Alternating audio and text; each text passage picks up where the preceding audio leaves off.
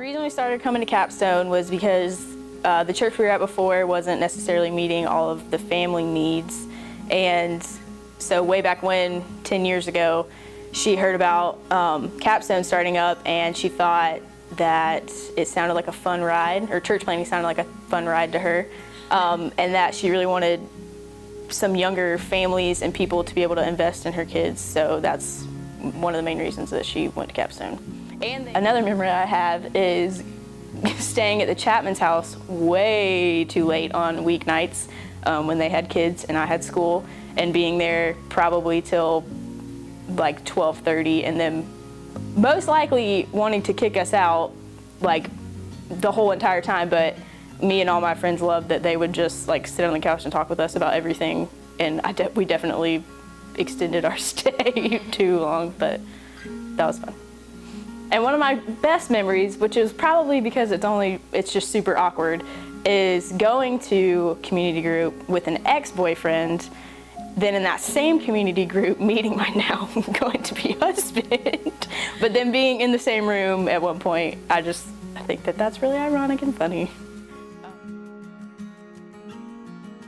So one of the hard times that I've had in life, fortunately I haven't had super intense hard times, but probably the hardest time was when I was a senior in high school. I was doing a lot of dumb things like most high schoolers do at some point, and it came to a point where I got suspended for 12 days and was up for expulsion.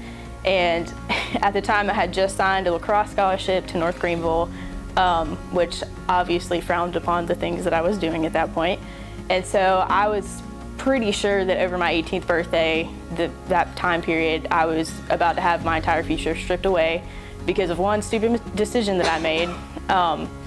But by the grace of God and the people in that expulsion hearing, they decided to let me and the group of people that I was with go back to school and finish out the year. So that was good.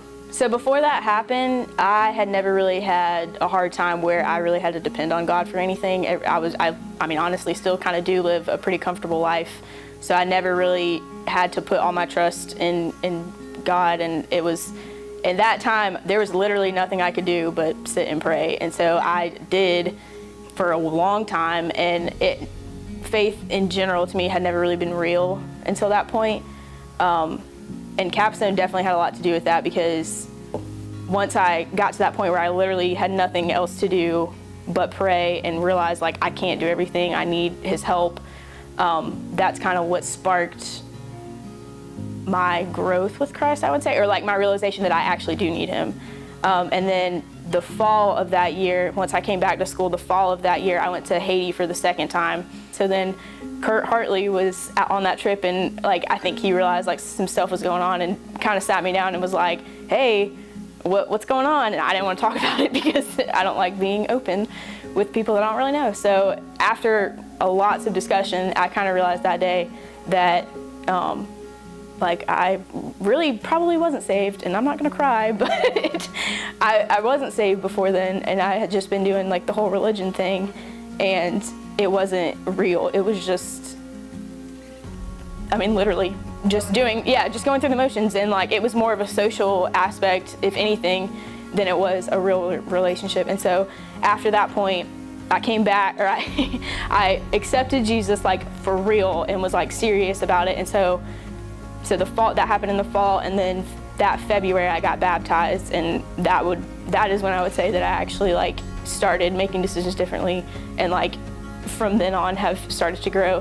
And also when I got saved the first time, I was little, I didn't really understand anything, and I got saved, and then I was kind of like, now what?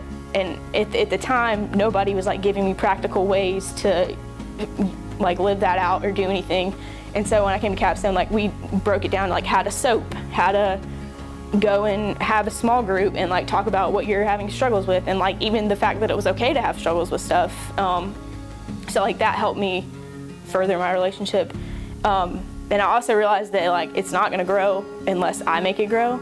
And so I would consider myself a little toddler of a Christian right now, and I am growing, but again, I'm not gonna grow unless I put the time and effort into it.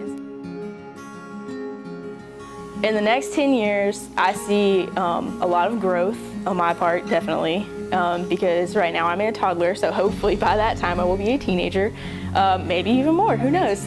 But I think as long as I'm being obedient of what God wants me to do and actually listening, which I do have trouble with, that'll be an accomplishment for me.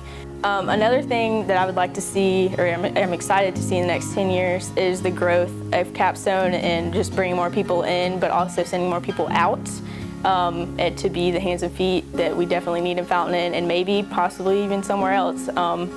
Who knows? The funniest thing that I've ever heard Walt say is half of what he says every day, because he, like me, is dyslexic and switches up letters and phrases altogether.